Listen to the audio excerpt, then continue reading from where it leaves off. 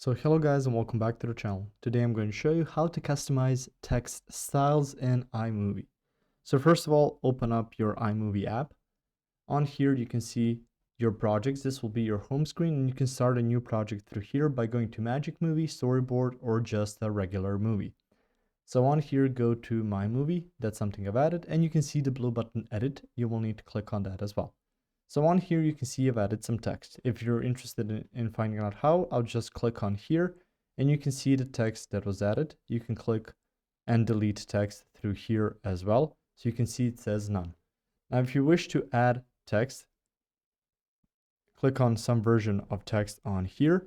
And in order to customize text styles, you can see here the options for styles, text shadow, uppercase, full clip duration, so you can add text just for it to remain there during the entire clip, and you can click on style.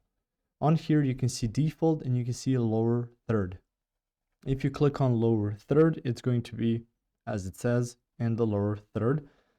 If you click on default, it's going to be over your entire project. So depending on how important your text is to the film you're creating or a movie you're creating, you can put it at the top or the bottom of the page. So let's change it to here and you can see the style remains. It's going to be on there. So if you like that style better and prefer it, you can just put it on here. If you wish to exit the text, you can see here how it will look once you change the style. So that's about it. You can toggle between those two. If you found this information helpful or useful, you can like the video. You can also share the video. You can subscribe to the channel and click the notification bell to get notified about new videos on iMovie or some other topics you might enjoy as well. Thank you very much for watching this video, and as always, I will see you guys in the next one. Goodbye.